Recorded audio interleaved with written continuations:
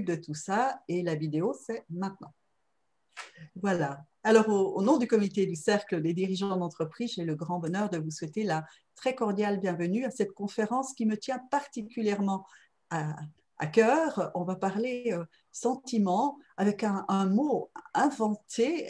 Aline Francfort nous en parlera tout à l'heure. C'est une créatrice. Elle est notamment TED speaker. Elle est écrivaine.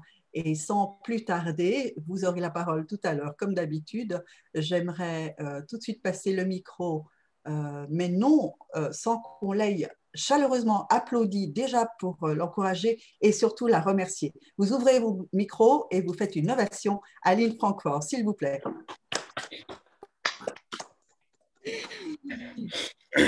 Voilà. Et maintenant, on se retrouve au niveau de la parole dans un gros quart d'heure, 20 minutes. Aline, c'est à toi, mais qui es-tu donc? Et parle-nous de ce mot inventé, de ce livre créé. C'est à toi. Merci Enza, merci de l'invitation et bonsoir à tous. Je suis très contente de partager un petit moment avec vous sur ce mot qui me tient à cœur et qui est, j'espère, inspirant. Dans un coin là, du Zoom, moi, je vois un homme en chemise rose qui est Jean-Louis, avec qui j'ai inventé ce mot, en fait, Jean-Louis Baudouin. Et donc, je vais vous raconter ce que c'est.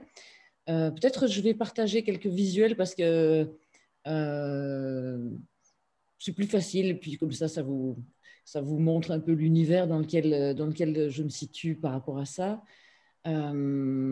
Pour dire un mot, quand même, ça fait 30 ans que Jean-Louis et moi, on travaille ensemble sur l'art de rendre visibles des histoires alternatives du futur. C'est-à-dire de faire en sorte que des organisations, des familles, des communautés, beaucoup d'entreprises puissent à un moment sortir de la répétition du présent et imaginer des futurs qui soient radicalement différents et qui soient basés sur des valeurs différentes. Et un jour, Jean-Louis et moi, on en avait tellement marre, mais tellement marre d'entendre parler d'entrepreneurship, de leadership. Et je ne sais pas si vous voyez ce que le Covid a accéléré. C'est une grande crise de légitimité. Donc, on s'est dit, mais dans le fond, on présente partout le leadership et le shapership comme une histoire qui va sauver le monde. Peut-être qu'il y a des gens qui ont changé le monde et qui ne sont ni des leaders ni des shapers, qui sont peut-être des médecins, des philosophes, peut-être aussi des leaders, mais la question c'est est-ce qu'on peut trouver une façon de parler du changement dans le monde et de ceux qui ont réussi à faire une différence significative sans tomber nécessairement sur ces mots-là. Et on a inventé un mot, et du coup je vais quand même vous le montrer. Je vais vous le montrer. Pardon, je dois partager mon écran, partager l'écran. Voilà, et je pense que si j'y arrive, évidemment, ça n'a pas l'air d'être le cas. C'est toujours quand on veut que ça ne marche pas. Alors, je m'excuse, hein, je vais refermer. Ça marchait parfaitement tout à l'heure, Aline. Oui, ça marchait parfaitement tout à l'heure, en effet. J'en ai pour une seconde. Partager l'écran. Et normalement, voilà. Voilà. Voilà, donc, est-ce que vous voyez l'écran? Ça marche, ça? Donc voilà, le mot shapership, et ça a à voir avec la vision, évidemment. Et peut-être je vous dis ce qu'il y avait sur la couverture avant de vous parler du mot lui-même qui est un mot qui est inventé. Mais l'idée, c'est une phrase de Bergson, pas de moi. Il y a toujours quelqu'un sur Facebook qui me dit « je suis d'accord ». Bon, on peut être d'accord avec Bergson, qui disait « l'œil voit seulement ce que l'esprit est préparé à comprendre ». Vous voyez la logique dans laquelle on se situe, c'est que, comme saint Thomas a dit, je ne crois que ce que je vois, mais tout le monde sait que la plupart des gens ne voient pas ce à quoi ils ne croient pas, n'est-ce pas?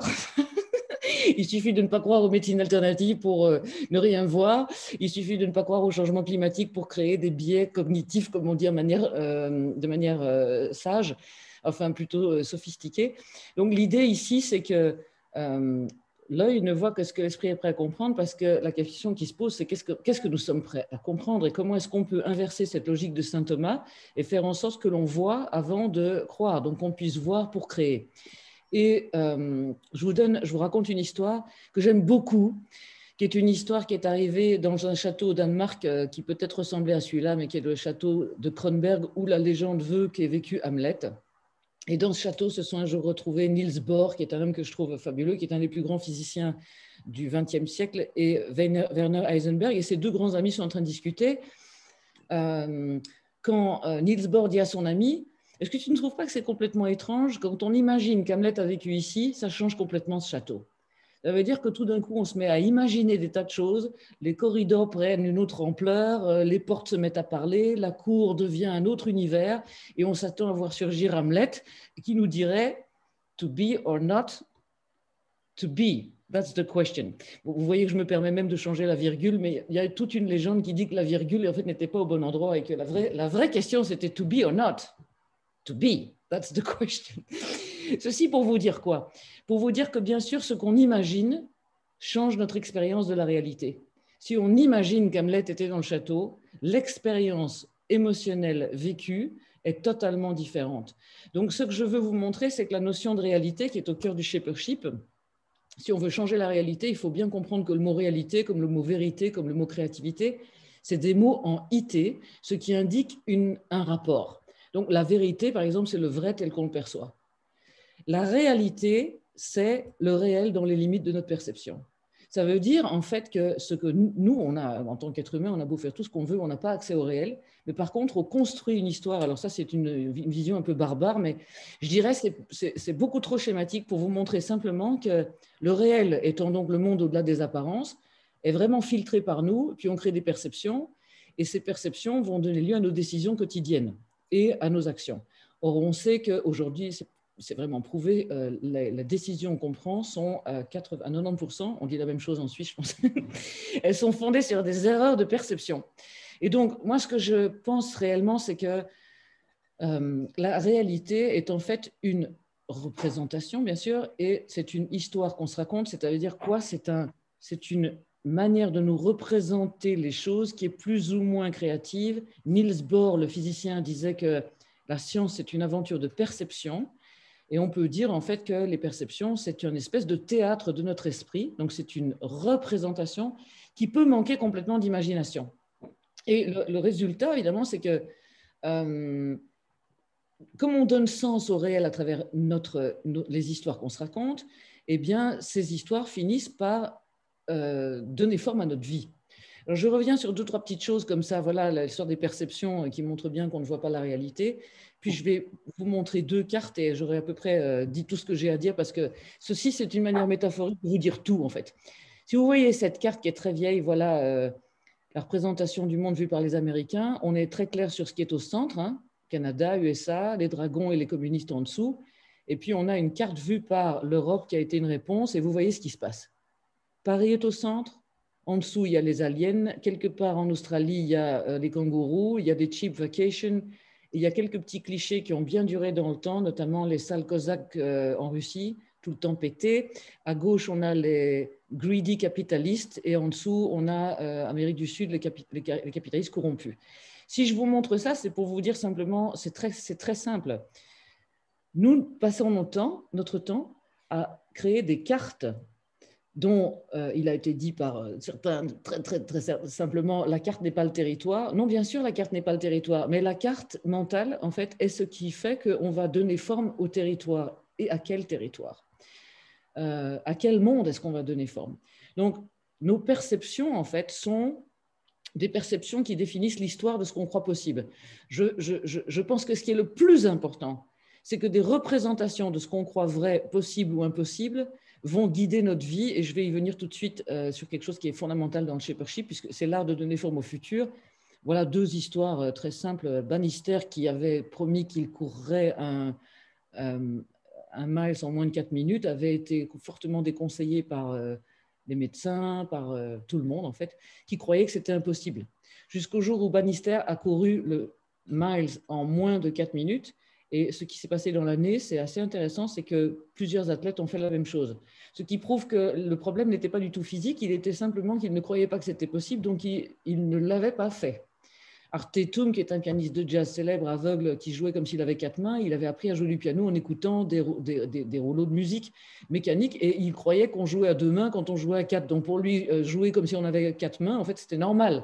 Ça veut dire que la notion de ce qu'on croit possible ou impossible va avoir une importance majeure. Et là, j'en viens à la notion fondamentale.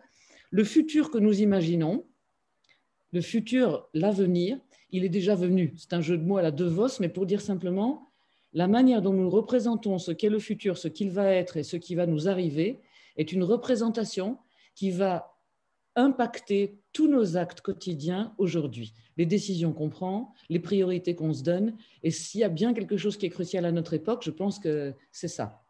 Je passe ceci parce que je voudrais vous raconter plus important. Si nous prenons cet iceberg comme représentation très simple de ce que je veux vous dire, vous voyez bien dans un iceberg, au-dessus, il y a une représentation visible et en dessous, il y a une représentation invisible. Au-dessus, donc nous avons à l'heure actuelle, imaginez-vous en Suisse ou ailleurs, les acteurs et le système, et plus en plein moment d'élection, en plus si j'ai bien compris, les acteurs et le système sont visibles. En dessous, il y a des processus d'élection, des tas de choses. Et en dessous, il y a nos cartes mentales, nos visions du monde, nos perceptions. Et tout en dessous, il y a nos intentions et nos aspirations. Les cartes mentales, je peux avoir une vision du business qui est simplement liée à faire du profit, par exemple. C'est une représentation. Je peux avoir une vision de l'entreprise comme étant un levier pour changer le monde. Ce n'est pas la même représentation. Donc, ça veut dire que le monde au-dessus, le contexte dans lequel on vit, évidemment, il influence. Vous êtes en Suisse, je suis en Belgique, on est en 2021. Nous ne sommes pas... si je suis noire américaine en 1960 ou noire américaine aujourd'hui ou en Belgique, ce n'est pas du tout le même vécu. Donc, mon expérience de la réalité, être juif en 1940, je ne vais pas vous faire un détail, c'est-à-dire toutes les expériences qu'on vit vont être forgées par une époque et un contexte, et donc les visions qu'on a sont forgées. Mais à l'inverse, il est évident que nous créons tous la société dans laquelle on vit par nos actes et par nos décisions. Ceci veut dire donc qu'il n'y a pas à se considérer de temps en temps comme étant à l'extérieur ou à l'intérieur d'un système, mais chaque décision d'aller acheter des capsules Nespresso ou pas, d'aller dans un supermarché ou dans un marché, enfin tout ce qu'on fait va fondamentalement créer le monde. Et ces cartes mentales sont comme les racines d'un arbre. Ça veut dire que l'arbre n'existe pas sans ses racines. Vous voyez ici, moi j'adore ça. Cet arbre au-dessus est tout fragile, mais le réseau des racines est énorme. Et en réalité, c'est ça que je crois qui est le plus important aujourd'hui, c'est que notre vision du monde et les racines de ce que nous pensons sont en train de donner forme à un monde qui est un monde ou un autre. Alors, qu'est-ce que ça a à voir avec Shapership? C'est ceci.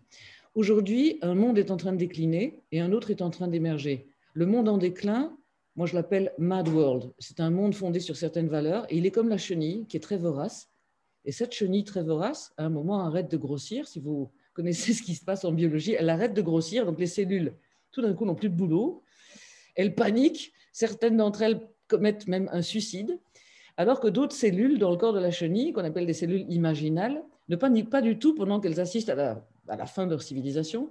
Parce que, étant des cellules imaginales, elles ont une vision du futur. Et c'est elles qui, en fait, vont, au moment de l'effondrement du système immunitaire de la chenille, se manifester alors qu'elles sont toujours là, et elles vont créer des clusters et se reproduire à toute vitesse, ce qui rend impossible leur destruction par les cellules du corps de la chenille qui cherchent à les détruire. Et à un moment, la métamorphose s'opère.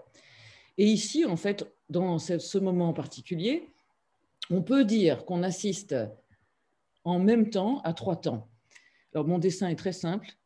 Vous comprenez tout avant que je le dise, je suppose. Voilà un monde qui est le monde en déclin, qui donc est le monde qui est dominant, et dans le temps, il décline. Dans le même temps, je dis bien dans le même temps, hein, certaines personnes, certains parmi eux sont des gens qui pratiquent le Shapership, comme on va voir, sont en train de donner vie à des graines et voient des initiatives qui incarnent des valeurs complètement différentes et un monde complètement différent. Ils sont souvent à la marge, ce qui explique que sur l'axe de gauche, ils sont en bas. Ils ne sont pas dominants, ni par l'argent, ni par leur impact dans le système. Et puis, il y a un troisième trait qui est l'axe de l'entrepreneuriat, des entreprises, des opportunistes au sens bon, hein, qui vont profiter du déclin d'un monde et créer des entreprises qui peuvent soit préserver la ligne rouge, soit basculer le système vers autre chose. Donc, on a la chenille, le papillon, et on a un monde fou et un monde non fou. Je dis ça pour simplifier, donc Jean-Louis et moi, on a créé une carte là-dessus, mais il y a un monde aujourd'hui qui est un monde basé sur certaines valeurs et croyances comme le profit, la rareté, etc. Ce monde-là n'est pas le même que le monde futur. Alors, je voudrais simplement dire qu'en Belgique et ailleurs, aujourd'hui, il y a des gens qui sont face au déclin d'un monde et qui sont dans une situation de grand désespoir, notamment des jeunes, qui pensent que la fin du monde d'aujourd'hui, c'est la fin du monde. Ça veut dire qu'ils l'appellent Apocalypse Now. Moi, j'appelle ça Apocalypse Now. Et ayant parlé avec pas mal de jeunes qui sont complètement désespérés, j'ai compris à un moment quelque chose que je vous livre comme concept, hein, c'est le concept de la nostalgie du futur. Il n'y a pas que Greta Thunberg, mais même avant Greta Thunberg, il y a beaucoup de jeunes qui disaient « on nous a volé notre futur ». Nous n'avons plus de futur. Donc, ça veut dire qu'ils ont une nostalgie. Normalement, la nostalgie, c'est comme la conscience poétique d'un futur qui est à jamais parti. Mais eux, ils disent, nous, on a la conscience poétique d'un futur qui ne sera jamais là.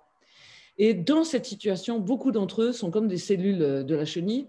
Ils sont poussés à se suicider au désespoir, ils se saoulent comme des fous, ils vivent dans un certain cynisme, etc. Et il n'y a pas que des jeunes.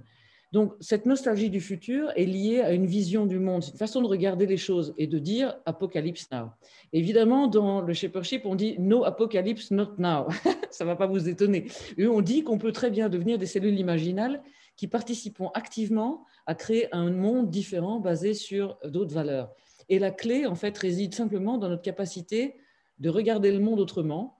Et là, on va arriver à ce que j'appelle donc le Shapership, parce que vous voyez bien que selon qu'on imagine un futur ou un autre, on peut être dans une situation émotionnelle différente. Ça veut dire qu'aujourd'hui, le problème qu'on a, c'est ça. On vit dans une crise d'imagination qui est énorme. Il y a un auteur qui s'appelle Jonathan Creary qui dit que une génération entière, et en fait le monde entier, a perdu sa capacité à imaginer, à rêver, et a perdu sa capacité à imaginer un futur différent du présent. Ça veut dire en fait que sans une histoire et sans perspective, on n'est que dans le désespoir. Bâtir le futur sur le désespoir, c'est être prisonnier de forces de régression très importantes, que je suppose que vous voyez à l'œuvre comme moi, la violence, la caricature, le désespoir et le reste. Et donc, l'idée, c'est pour créer le futur, pour être plus sage, la notion de Shapership, c'est créer une érotique du futur, c'est-à-dire un désir du futur. Et pour créer un désir du futur, il faut être capable d'imaginer un futur. Sans imagination, tout s'évanouit, il n'y a pas d'espoir. Tandis que si on arrive à créer des histoires du futur et de proposer des alternatives, les choix peuvent se faire non pas au départ de la peur, mais on peut bâtir le futur sur l'espoir. Alors, les shapers, c'est des gens qui ont ouvert des pistes complètement nouvelles dans le monde, soit de l'éducation, soit de la justice sociale. On reconnaît Martin Luther King, il y a quelqu'un qui m'a dit « ça ne lui a pas réussi », je ne suis pas d'accord, il a été assassiné, mais il a changé le monde.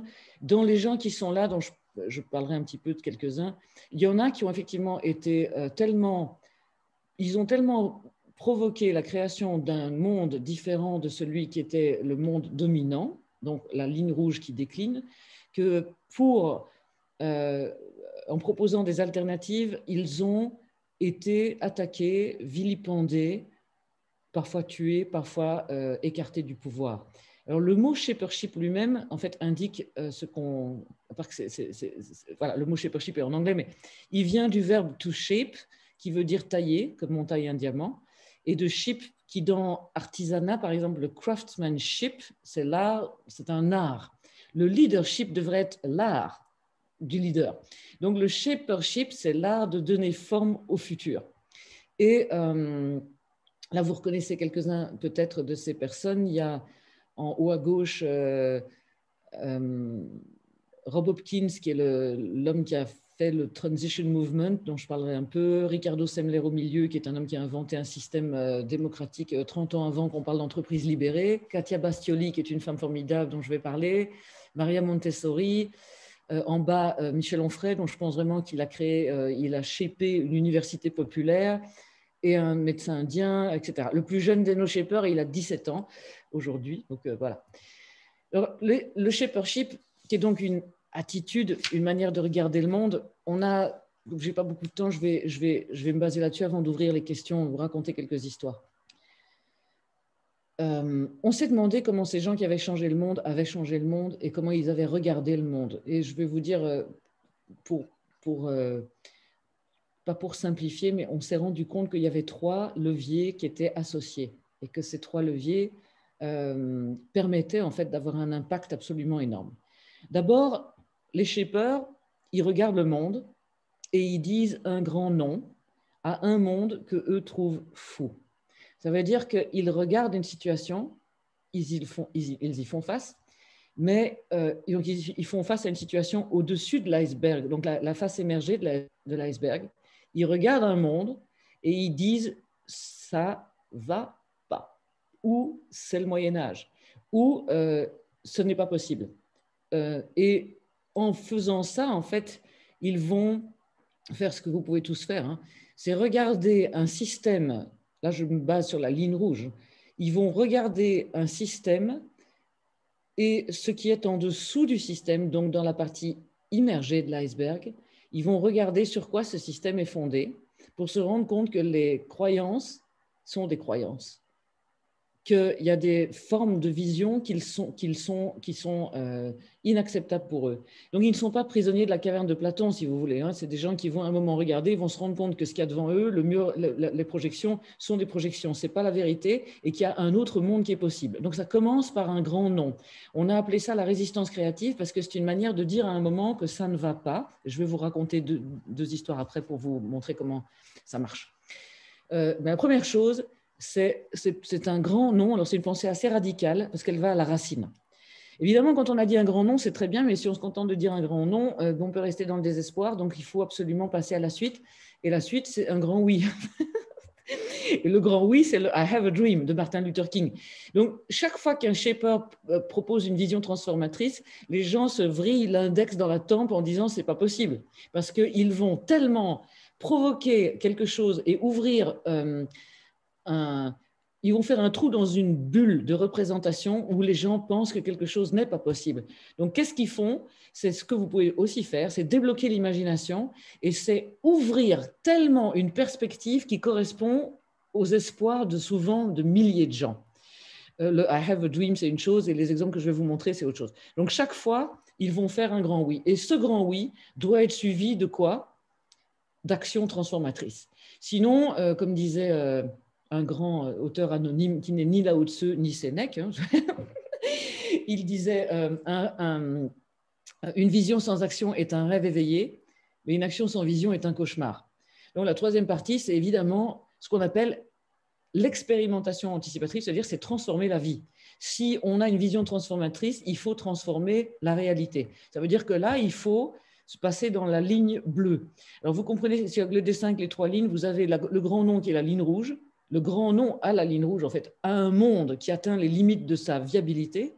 La vision transformatrice, c'est une vision à long terme qui est la ligne verte. Et la ligne bleue, c'est-à-dire comment est-ce qu'on va faire pour passer d'un paradigme à un autre, c'est imaginer ou entreprendre ou transformer grâce à une série d'actions et faire intentionnellement basculer un système d'un monde à un autre. Alors voilà pour le tout, je vais vous raconter une ou 2 histoires. Je m'excuse, il n'y a pas grand-chose parce que je n'ai pas retrouvé mes slides en français, puis je n'avais même pas l'idée que j'allais faire ça avec des slides. Mais donc, en principe, c'est vraiment, ça doit pas être trop compliqué parce qu'il y a, à part non et oui, il n'y a pas grand-chose qui va se passer sur les slides. Donc voilà un docteur que j'aime beaucoup, Dr V. Dr V s'est trouvé en Inde à 55 ans à la retraite avec une arthrite assez forte et il regarde le monde qui est autour de lui. Il voit quoi?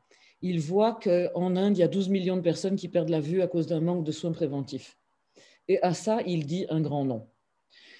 Alors évidemment, il va dire un grand oui, et son grand oui, vous voyez, ce n'est pas beaucoup de mots. Hein. Il dit, je vais éliminer la cécité inutile chez les pauvres, en fait. Et pour faire ça, quand il dit ça, d'abord, tout le monde se vrille l'index dans la tempe, c'est le cas de le dire, parce qu'il n'a rien. Il a 11 lits. Et qu'est-ce qu'il va faire? Il va transformer le système, l'écosystème, plus exactement, de soins ophtalmiques en Inde.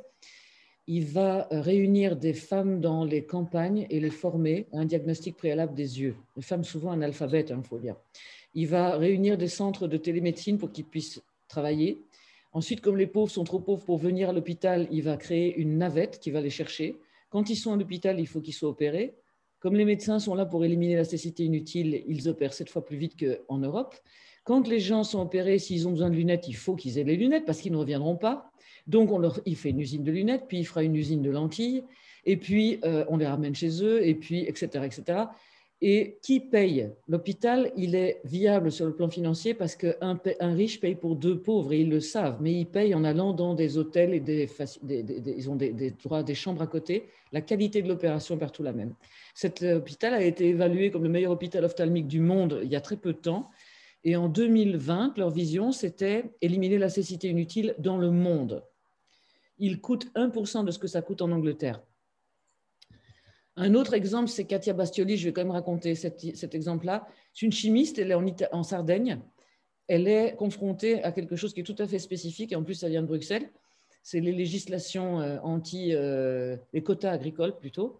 Donc, qu'est-ce qui se passe dans son pays? C'est que sur des hectares et des hectares, il n'y a rien qui pousse d'autre que des chardons. Et comme les chardons, c'est considéré comme une mauvaise herbe, mais tout le monde essaye de les éliminer. Il y a des centaines d'agriculteurs qui sont au chômage, en fait. Et Katia Bastioli est une des femmes qui a le plus de brevets au monde, une très grande chimiste. Elle regarde les chardons. Et au lieu de vouloir les éliminer, elle se dit, mais qu'est-ce qu'on peut faire avec ça? De toute façon, elle a déjà dit depuis longtemps, elle est complètement opposée à une économie bio qui serait basée sur des subsides et du gâchis. Elle ne supporte pas cette idée. Donc, son grand non, c'est ça. Et son grand oui, c'est un nouveau modèle d'entreprise qui est basé sur le développement intégré au territoire. Ça veut dire que pour elle, il ne peut y avoir de développement que si tous les acteurs, les paysans, les chercheurs, les citoyens, les entreprises, les universités peuvent grandir et prospérer dans le même territoire. Et elle va donc se mettre à regarder ce qu'on peut faire avec une ressource comme les chardons, et elle va trouver d'une ressource qui vaut 0 et que tout le monde cherche à éliminer, 4 200 € la tonne. Avec tout un écosystème d'acteurs, elle va réussir à faire, avec la fleur du chardon, elle va trouver un lubrifiant pour machines agricoles. Dans la tige, il y a du bioplastique. Comme rien ne pousse à côté du chardon, elle se rend compte qu'il y a un herbicide naturel dans le chardon, et cet herbicide naturel a remplacé le fameux Roundup de Monsanto il y a 2 ans. Ils parviennent à fabriquer un enzyme pour Pecorino, on est en Italie. Quand on coupe les chardons, eh bien, on a 6 récoltes pour bétail, et puis dans les racines, il y a un polymère qui permet de fabriquer des pneus. En l'occurrence, ils ont fait une alliance. Bon, tout ça pour vous dire quoi? Cette femme, elle est en train de donner forme à un nouveau modèle économique, 600 agriculteurs au travail, des nouvelles filières, et un modèle assez extraordinaire, je pense. Voilà, bon, je vous raconte un dernier exemple qui m'amuse beaucoup. Rob Hopkins, qui est un homme dont on voit un peu sur la photo, ce n'est pas le charisme incarné, c'est un homme extraordinairement sympathique. Il y a quelques années, simplement, il habite à Totnes en Angleterre. Il en a complètement marre de voir la société basée sur le pétrole qui attend que des remèdes viennent des politiciens, et il pense que c'est tout à fait impossible, et il dit à un moment, ça suffit, on va arrêter de soutenir ce capitalisme avec des solutions qui ne viendront pas de nos leaders. Il crée donc son grand oui, c'est un optimisme engagé. Il crée un grand mouvement qu'il va appeler Transition Totnes dans sa propre ville, qui est un optimisme engagé partant du fait que les gens vont créer des solutions. Donc c'est le pouvoir aux citoyens pour créer des solutions pour les citoyens. Il va documenter absolument tout dans une expérience anticipative, comme on dit. Il va documenter tout, mettre les gens ensemble, réfléchir ensemble à une vie après le pétrole. Et Totnes va réinventer complètement va réinventer tout d'ailleurs, leur vie. Il l'a documenté, et 12 ans après, il y avait 1500 Transition Towns, des villes qui ont compris. C'est le plus grand mouvement historique engagé des citoyens pour créer un changement par eux-mêmes. Il y en a partout dans le monde. Et il l'a fait sans aucune hiérarchie, sans aucune infrastructure, sans aucune entreprise, sans pouvoir. Il n'a pas fait ça en faisant pouvoir sur les gens. Et la plupart des shapers, la plupart des gens dont on parle et l'art du shapership, c'est cette capacité de prendre cette altitude-attitude, comme on dit. C'est-à-dire de vous rendre compte, je suppose, je vais vous dire ça à vous, à l'intérieur de vous, si je fais appel à votre boussole de l'âme, à ce moment particulier, en plein milieu d'une époque, je ne vais pas parler d'une épidémie, mais d'une époque, sans doute qu'au fond de vous, et sans avoir besoin d'attendre que vos enfants viennent vous demander qu'est-ce que tu fais papa ou qu'est-ce que tu fais maman, ce qui est encore une autre façon de le faire, mais sans doute qu'au fond de vous, vous avez à l'intérieur, quelque part, quelque chose, une partie de vous qui sait exactement sur quoi et à quel endroit, dans un domaine qui vous passionne, vous pouvez avoir ressenti que ça ne va plus et qu'il faut dire un grand non. Sur ce, comment, à ce moment-là, dire un grand oui? Ça veut dire de savoir qu'un monde plus beau est possible et de pouvoir imaginer cette alternative pour ensuite pouvoir vous mettre au travail et utiliser les leviers que vous avez dans votre domaine, que ce soit la philosophie ou n'importe quoi, un club d'affaires, une entreprise, pour en effet vous mettre à créer le portefeuille d'innovation, donc le paysage d'innovation qui permet de basculer d'un monde à un autre. Voilà, moi c'est ce que je voulais vous dire. Je vais arrêter de partager ici. Je pense que je préfère écouter vos questions. C'était déjà un peu plus long que je pensais. Si j'arrive à arrêter de partager, voilà.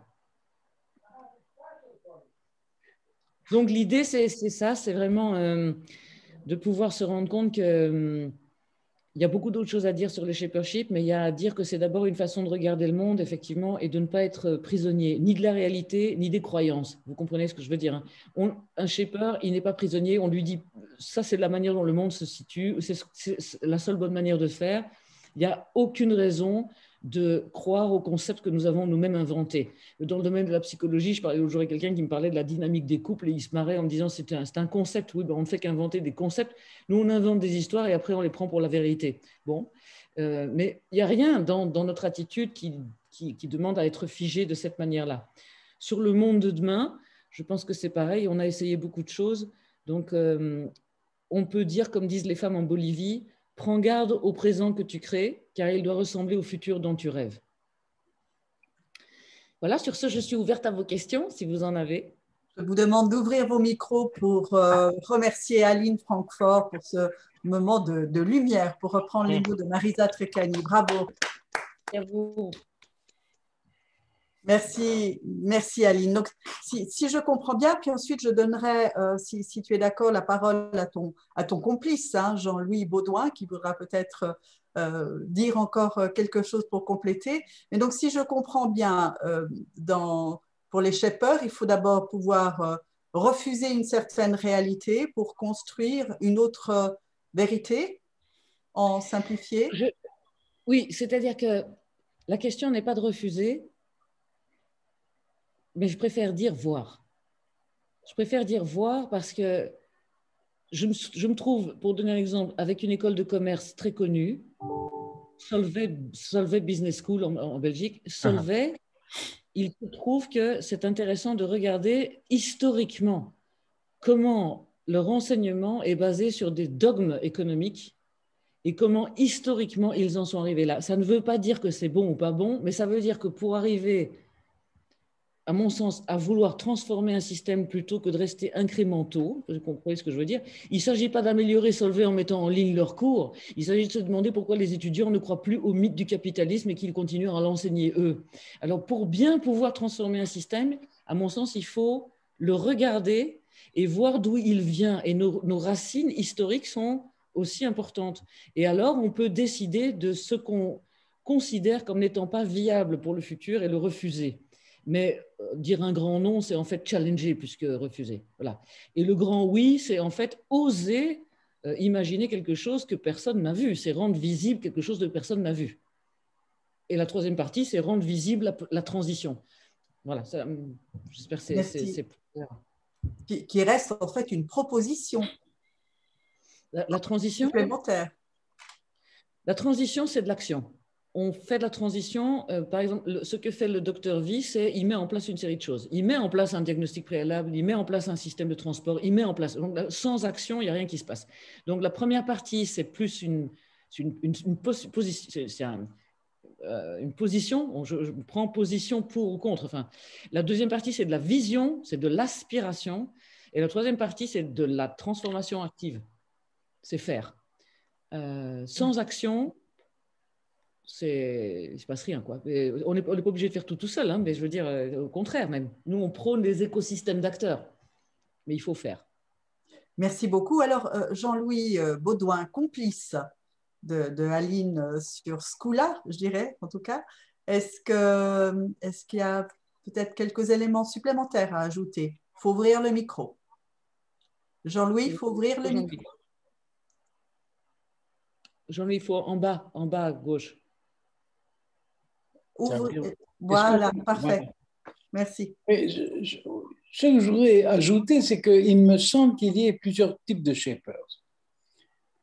Si je prends le cas de Rosa Parks, qui est cette femme noire qui a refusé de se lever pour un blanc dans un bus en Alabama, pour moi, Rosa Parks symbolisait une espèce de justesse humaine indépendante de la couleur, du sexe, de tout, d'une justesse dans le monde qui est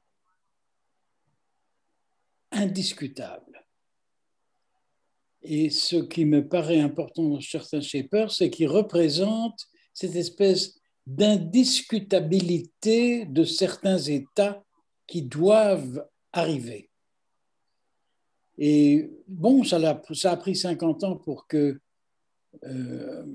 notre ami Barack Obama soit élu, mais elle est à l'origine de son élection et il l'a reconnue, puisqu'elle a son buste maintenant dans le Hall of Fame de la Maison-Blanche. Donc, ce que j'aime beaucoup chez ces shapers, c'est qu'ils symbolisent quelque chose d'indiscutable à terme. C'est peut-être discutable aujourd'hui, mais c'est tellement juste que ça ne peut pas ne pas se réaliser. Merci beaucoup, Jean-Louis Baudouin, de cet ajout. Voilà. Je vais donner la parole à quelques membres du cercle des dirigeants qui, je pense, se sentent concernés. Marisa Treccani, qui a tout de suite parlé de bain de lumière. Bonsoir à tous. Je me régale, Aline et Jean-Louis, parce que c'est exactement, j'ai envie de dire, l'essentiel de ce que je vis à l'intérieur, parce que c'est un mouvement qui n'est pas à faire dedans, dans le monde et l'environnement dans lequel on évolue, mais c'est aussi un mouvement à faire à l'intérieur de nous, entre ce qui nous paraît notre ombre et notre lumière, être capable de percevoir notre ombre pour la transformer en lumière. Et c'est vraiment pour moi super important, ce travail intérieur, pour être capable de percevoir et de voir ce qui est et être conscient de ce qui est acceptable ou pas, pour ensuite être visionnaire et proactif dans ces changements. Je vous aime.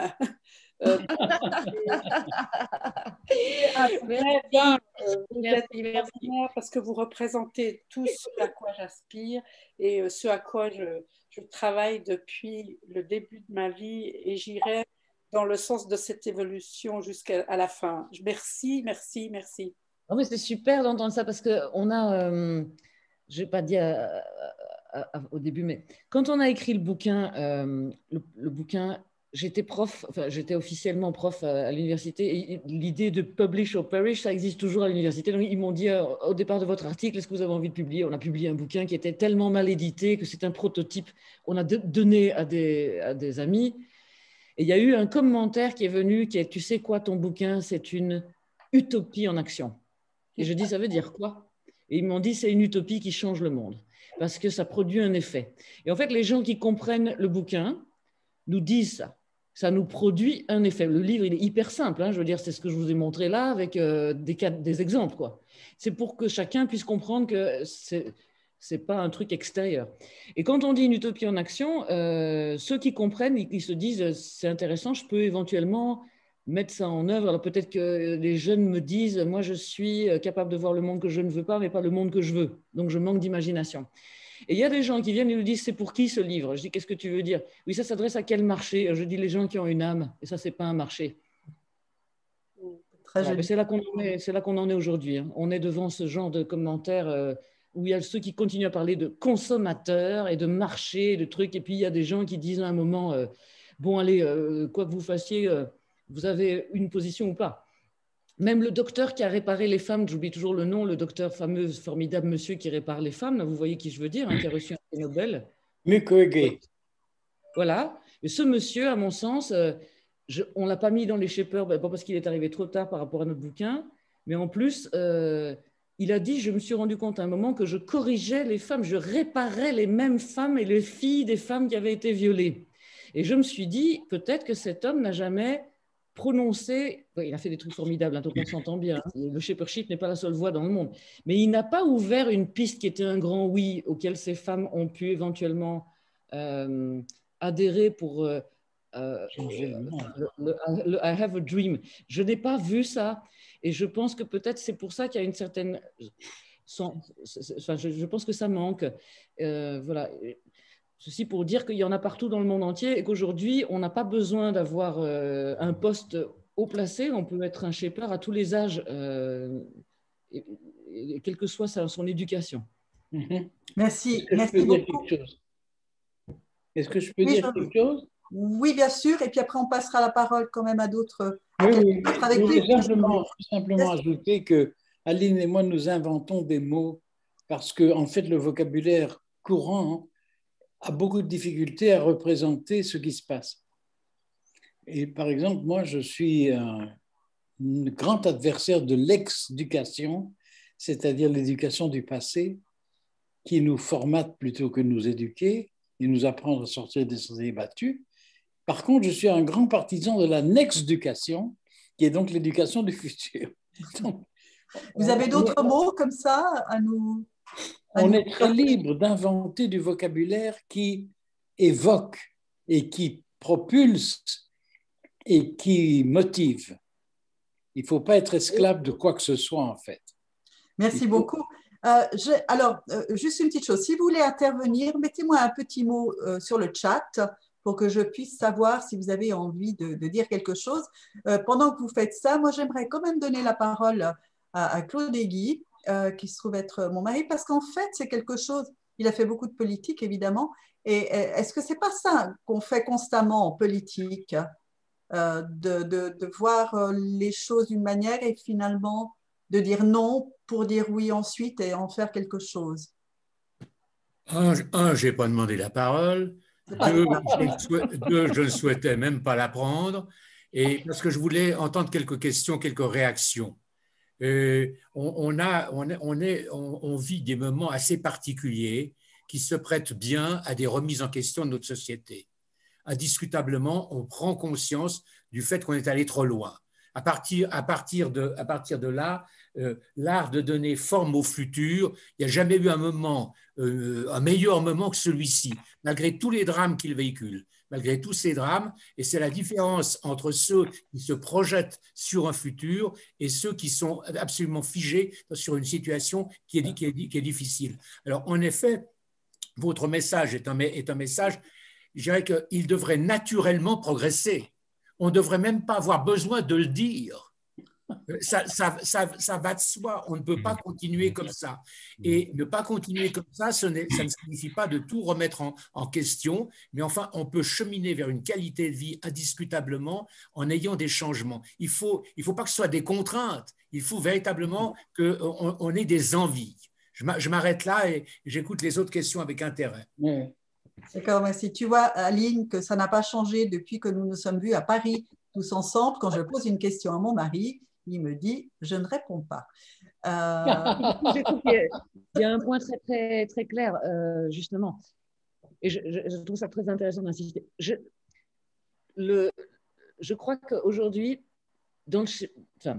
les forces qui sont à l'œuvre, la peur, entre autres, le désespoir, etc., demandent à être inversées. Et pour moi, l'inverse, c'est le désir. Le désir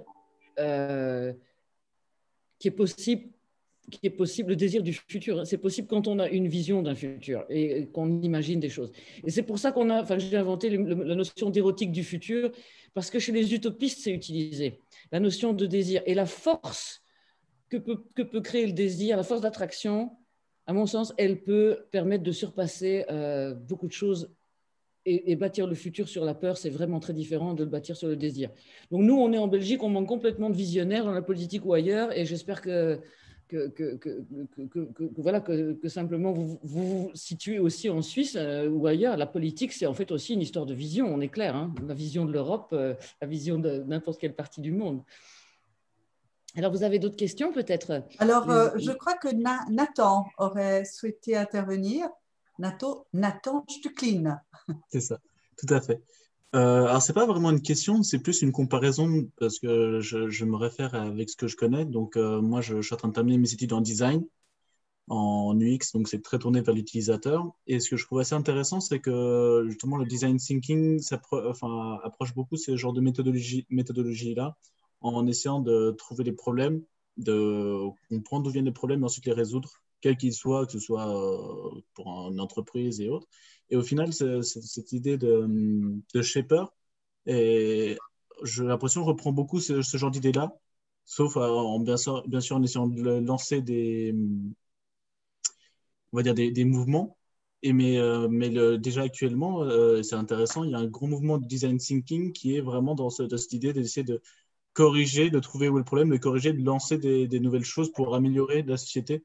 Et je trouve ça assez intéressant que tout ça se lance à présent maintenant et qui indique, comme vous le disiez déjà avant, une envie de la part du monde et de la société de vouloir évoluer. Oui, sauf que si vous avez fini, Nathan, je n'ai peut-être pas été assez clair, mais s'il y a bien un truc que les shapers ne font pas, c'est corriger le monde. Hein.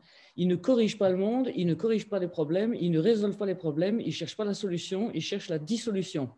Et en fait, si vous prenez un exemple maintenant, je regardais l'autre jour une émission sur l'Arabie Saoudite où il y a des types qui font du design thinking pour inventer. Ceci dit, j'aime beaucoup le design thinking, hein, mais on n'est pas en train de parler de méthode ici.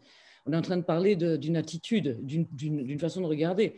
Si on regarde des types qui se mettent à inventer des machines pour projeter de la neige sur les pistes de ski parce que le changement de climat fait qu'il n'y a plus de machines, je veux dire, ces types sont en train de faire une innovation, ils vont peut-être faire beaucoup d'argent, mais ce n'est pas des shapers. Et donc, moi, je suis fasciné par les mots qu'on utilise. Si le mot innover, c'est faire quelque chose pour résoudre un problème, c'est de l'innovation incrémentale. Si on continue à faire des choses qu'il ne faut pas faire, mais qu'on les fait plus efficacement, c'est juste pas l'idée du shapership, c'est de l'innovation incrémentale. L'innovation qui consiste à maintenir le système en place ou à le faire aller mieux, plus mal, c'est juste pas le shapership.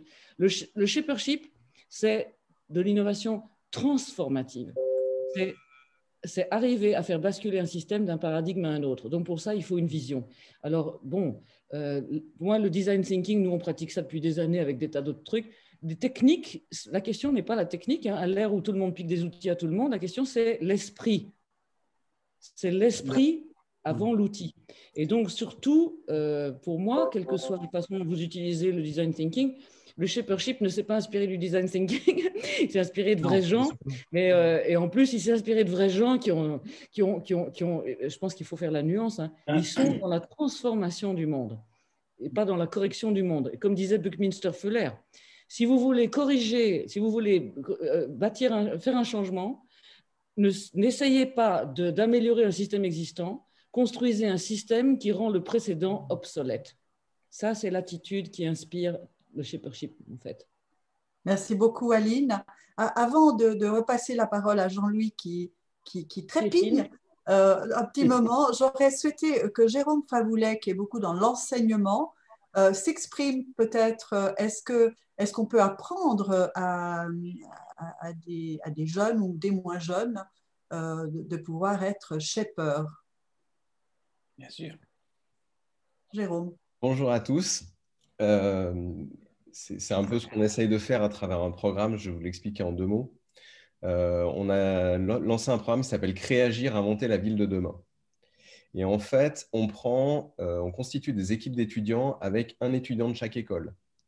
Donc, on va mélanger des gens qui sont dans le travail social avec des économistes, avec des ingénieurs, avec tout un tas de gens. Et l'objectif, c'est qu'il y ait le plus de différences possible dans le groupe.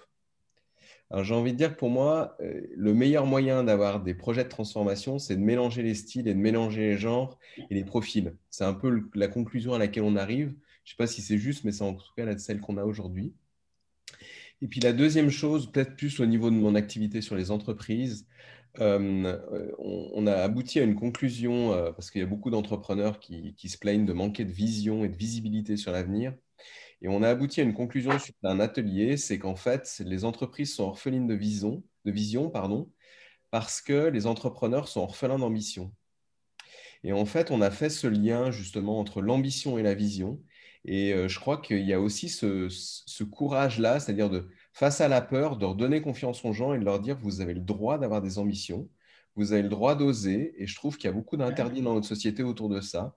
Alors, je ne sais pas ce que nos invités en pensent, mais je serais très curieux de savoir comment ils réagissent. Merci beaucoup.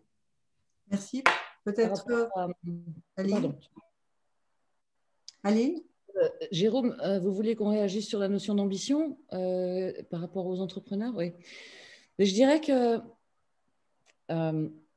peut-être au début, j'ai été un peu radical en disant le shapership, c'est ni le leadership ni l'entrepreneurship, mais le shapership est un mot pour inspirer. Donc, ça peut inspirer des entrepreneurs. Alors, si vous voyez mes trois lignes, là, la ligne rouge, la ligne verte et la ligne bleue, en fait, pour moi, le monde de l'entrepreneuriat, c'est un monde dans lequel souvent, ça manque d'ambition, oui, parce qu'ils sont en train de faire plus efficacement ce qu'il ne faut peut-être pas faire, ou ils sont en train de saisir des opportunités dues au déclin d'un système, ou ils sont pris dans quelque chose, mais eux-mêmes ne se voient pas encore assez fortement comme étant... je dirais, il y en a quelques-uns qui ont des ambitions peut-être plus épiques, je dirais, et qui ont ouvert la perspective de la vision transformatrice. Donc, la plupart des incubateurs, c'est pas moi qui le dis, j'ai lu pas mal de choses là-dessus, la plupart des incubateurs en Belgique, en Europe et dans le monde sont de manière très décevante souvent faits de gens qui font à peu près tous la même chose. Même s'ils disent qu'ils veulent changer de monde, hein, mais c'est existentiel, c'est ontologique, ce n'est pas forcément ce qu'ils font vraiment. Donc, je pense que nous, on dit, Jean-Louis et moi, on est en train de voir avec la Shapership Academy, qui est on pense que l'imagination est un véritable problème, que l'imagination est une capacité qui permet de résister à ce qui est en train de se passer dans le monde, qui est la fermeture des perspectives, et que l'imagination, c'est une manière d'ouvrir la possibilité d'une possibilité, d'au moins une. Donc, moi, je crois que l'imagination est super importante. Et je trouve c'est chouette votre projet d'école, et en même temps, moi, je suis pas j'ai pas la foi dans l'intelligence collective. L'histoire n'a pas montré qu'en mettant des gens ensemble, on aboutissait nécessairement à de l'intelligence collective. Donc moi, je crois qu'il faut beaucoup plus que ça, et qu'il faut reprendre dans l'enseignement quelque chose qui s'appelle apprendre à réfléchir à la manière dont on réfléchit. Exactement. Et donc, nous, on est très axés là-dessus, vraiment, sur le fait de pouvoir rajouter cette dimension, parce que sinon, on a devant nous des gens formatés. Enfin voilà, c'est une catastrophe. Donc plus on les a jeunes, plus on a des enfants, plus ils sont jeunes, plus c'est chouette. Mais je pense qu'il y a vraiment ce besoin en Occident de pouvoir réapprendre à rêver, à penser. Rêver, c'est pas négatif. Hein. Rêver, mettre le monde à l'envers, et aussi à penser à la manière dont on pense, parce que sinon on confond avoir une opinion avec observer, tirer des conclusions. Enfin voilà, il me semble qu'on doit aiguiser un peu ça. Merci beaucoup. C'est affreux, le temps a passé à une allure incroyable. Alors, Jean-Louis, vous vouliez rajouter quelque chose? Non, simplement une remarque, c'est que nous vivons une époque où le problème est devenu le sujet principal. Nous sommes dans vous demandez par exemple à un copain, est-ce que tu viendrais boire un verre samedi soir? Et il vous répond, pas de problème. Donc, ce qui m'intéresse, c'est que nous sommes dans une civilisation où nous sommes dans le problem solving. Et Aline et moi, nous sommes dans le problem avoiding, c'est-à-dire l'évitement de problèmes par une réflexion en amont qui fait qu'on peut les éviter. Et je voudrais vraiment insister sur le fait que la réflexion dirigée, structurée et concertée peut résoudre énormément de problèmes en les évitant.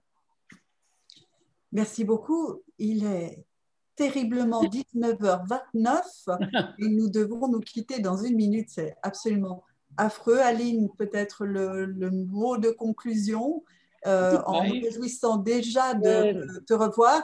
Et puis, si quelques amis encore qui sont encore incognito pouvaient montrer leur sourire, ils seront là pour la photo qui ira ensuite sur les réseaux sociaux. Aline, s'il te plaît. Bon, je vais dire un mot qui m'a... J'ai entendu Yves Klein, vous voyez ce physicien absolument, je trouve assez formidable. Il parlait, il était interviewé, il disait à un moment par rapport au monde, il faut à un moment que je dise que la barbarie ne passera pas par moi. Et j'ai trouvé cette phrase, mais ça, pour moi, ça commence souvent comme ça. Ça veut dire qu'il y a un moment... on ne peut pas être témoin de la réalité et puis simplement regarder. Je regardais une femme au cinéma en train d'à moitié un problème pour respirer. J'en peux plus, moi. Et j'en peux plus de voir ça. J'en peux plus de la connerie dans laquelle le monde est en train d'aller. Je le dis clairement. Et je pense qu'on a intérêt à vraiment être libre de se rendre compte que la notion de réalité, puisque c'est une construction, eh ben on peut changer les histoires qu'on se raconte, donc on peut changer notre réalité. Et ça m'apparaît vraiment jubilatoire. Voilà, ça c'est ce que je voulais vous dire. Merci à vous. Merci d'ouvrir vos micros pour un très très bel applaudissement pour Aline Francfort et un peu son complice, hein, Jean-Louis Baudouin. Certainement.